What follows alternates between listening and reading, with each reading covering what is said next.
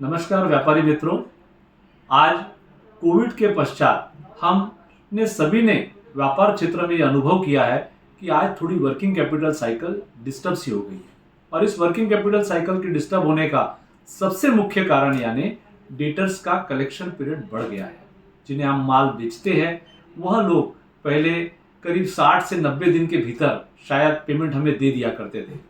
यह समय सीमा आज बढ़कर 120 या 180 दिन से भी ज़्यादा हो गई है, जिसकी वजह से वर्किंग कैपिटल साइकिल पूरी डिस्टर्ब हो गई है और व्यापार क्षेत्र में बहुत निराशा का वातावरण और व्यापारियों के मन में भी बहुत निराशा देखी जा रही है। यह निराशा ना रहे, व्यापार में उत्साह बना रहे और यह वर्किंग कैपिटल का रोटेशन व्यापार में होता रहे, इसके लिए गवर्नमेंट ने समय समय पर बहुत से एमएसएमई एक्ट तथा इनकम टैक्स एक्ट तथा जीएसटी एक्ट में कुछ बदलाव किए हैं। समस्या सिर्फ यह है कि इन प्रावधानों की उचित जानकारी हमें ना होने से इससे मिलने वाले क्या क्या लाभ है इसका उपयोग हम लोग नहीं कर पा रहे हैं। आज इन प्रावधानों को सरलता से और शॉर्ट में समझने का हम लोग प्रयास करते हैं। सबसे पहली बात तो यह कि हम यदि माइक्रो एंड स्मॉल एंटरप्राइजेस की श्रेणी जो एमएसएमई एक्ट में बताई गई है उसमें यदि हम कवर होते हैं तो हमें एमएसएमई एक्ट तथा इनकम टैक्स एक्ट में बहुत सी सुविधाएं हैं। बड़ी सरल बात है, micro and small enterprises MSME act के अनुसार वह है जिनका टर्नओवर 50 करोड़ से ज़्यादा नहीं और जिन्होंने प्लांट एंड मशीनरी में 10 करोड़ से ज़्यादा इन्वेस्टमेंट नहीं किया है। तो अपने क्षेत्र में आने वाली बहुत सी ट्रेडिंग फर्म में इस प्रावधान के तहत माइक्रो एंड स्मॉल एंटरप्राइजेस की कैटेगरी में आ जाती है। यदि वह firm micro and small category में आती है तो एमएसएमई एक्ट के सेक्शन 15, 16 एंड 23 तथा इनकम टैक्स एक्ट की प्रावधान सेक्शन 43B में हुए अमेंडमेंट के अनुसार यदि हम इन सबको जॉइंट रीडिंग करते हैं तो एक बात स्पष्टता से कही हुई है कि कोई भी एमएसएमई यदि किसी व्यापारी को माल बेचती है या कोई सर्विसेज प्रोवाइड करती है तो उस व्यापारी ने एमएसएमई फर्म को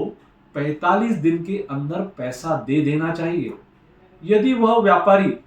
45 दिन के अंदर पैसा नहीं देता है तो उसे एमएसएमई एक्ट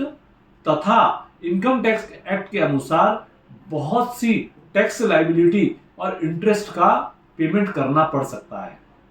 एमएसएमई एक्ट के सेक्शन 15, 16 एंड 23 के अनुसार यदि वह फर्म जिसको एमएसएमई ने माल बेचा है यदि 45 दिनों के अंदर पेमेंट नहीं करती है तो उसे एमएसएमई फर्म को ब्याज देना पड़ेगा। ब्याज भी कितना? जो रिजर्व बैंक ऑफ इंडिया ने बैंक रेट प्रिस्क्राइब किया है उससे 3 गुना ज्यादा दर पर, जो कि 18% से भी ज्यादा हो सकती है या शायद है।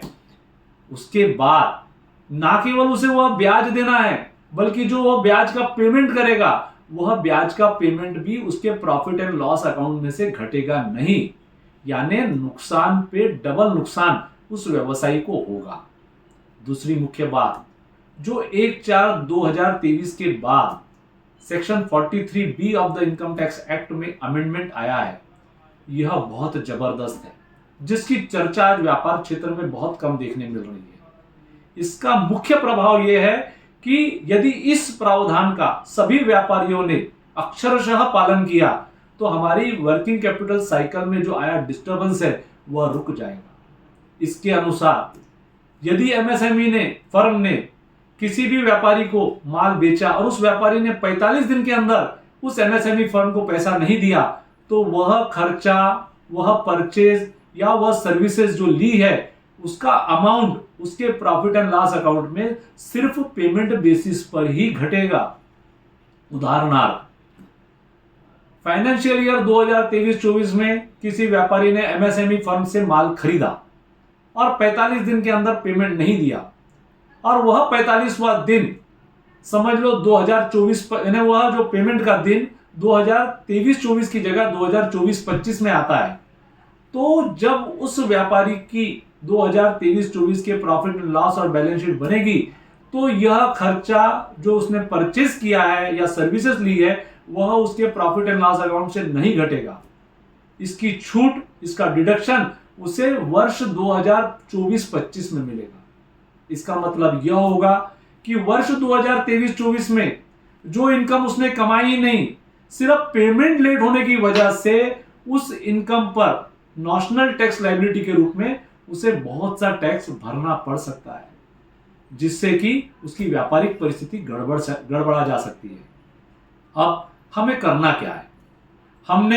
हम यदि माइक्रो एंड स्मॉल एंटरप्राइजेस की कैटेगरी में आते हैं तो हमने एमएसएमई पोर्टल में जाकर हमारा रजिस्ट्रेशन करना है, हमारा उद्योग आधार नंबर लेना है, उद्योग आधार नंबर को लेकर के हमारे बिल में प्रकाशित करना है और जितने भी व्यापारी जिनसे हमारा कारोबार होता है उन सबको सूचित करना है कि हम एमएसएमई में माइक्रो एंड स्मॉल कैटेगरी में आते हैं।